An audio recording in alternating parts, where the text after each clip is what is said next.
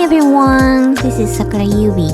Today I'm going to show you my favorite way of making a Japanese savory pancake called Okonomiyaki. A typical Okonomiyaki uses flour as the base, but I will replace most of the flour with tofu so that the pancake will be lighter and softer. So let's get started. First, let's make the batter.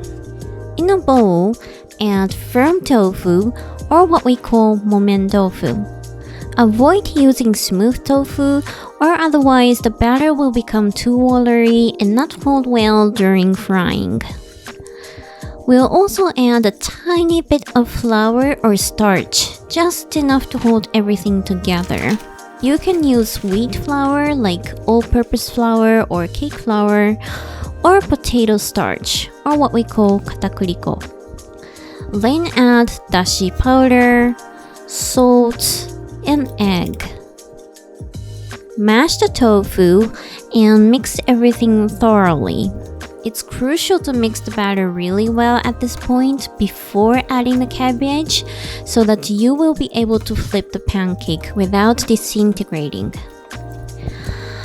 You can add more flour to make it easier to flip, but then the pancake will become heavier and firmer and it will kind of defeat the whole purpose of using tofu. So I prefer to use as little flour as possible. Take a leaf from the head of the cabbage, then chop it into thin strips and add them to the batter. Mix the batter thoroughly. We will also prepare pork belly slices.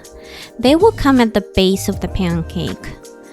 Chop them up into bite-sized pieces so that they will be easier to eat. Okay, let's cook okonomiyaki, shall we? Oil a large frying pan over low to medium heat. And then place the batter in the center. Using a large frying pan will give you enough space to insert a large spatula around the batter later on. This batter is very delicate and easy to come apart, so to make it easier for us to flip it without disintegrating, make sure to keep the pancake small. Somewhere around 13 centimeters or 5 inches in diameter is ideal. While the pancake is cooking, lay the pork slices on top. Then sprinkle a little bit of salt and pepper on the pork. Take your time to let the bottom of the pancake cook for about 15 minutes until it becomes golden brown. This is yet another important step for an easier flip. Sneak a peek at the bottom, and once it's golden brown, use a large spatula to flip it over. Don't worry if your pancake disintegrates. Just keep going. We'll cover it with a lot of sauces anyway, so no one will know. Let this cook uncovered for another 10 to 15 minutes until the pork slices are nicely cooked.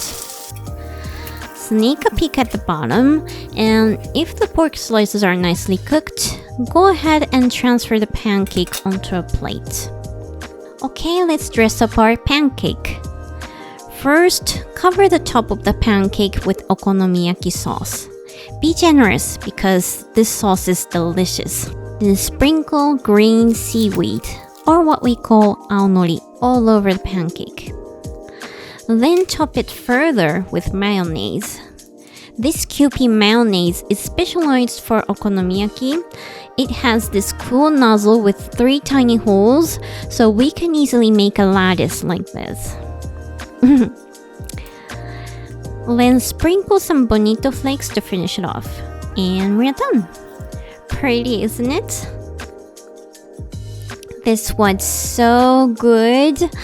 Unlike regular okonomiyaki made with lots of flour, this okonomiyaki is amazingly light and creamy. This creamy batter accentuates the delicious combination of okonomiyaki sauce and mayonnaise, and the crispy, salty pork slices give a nice contrast. So give it a try and let me know how it went, okay? I'd love to hear from you. And that is it for today. Check out sakurayubi.com for the ingredient amounts. If you enjoyed this video, please like it and subscribe. It will mean the world to me. I'll see you soon in my next video. Bye!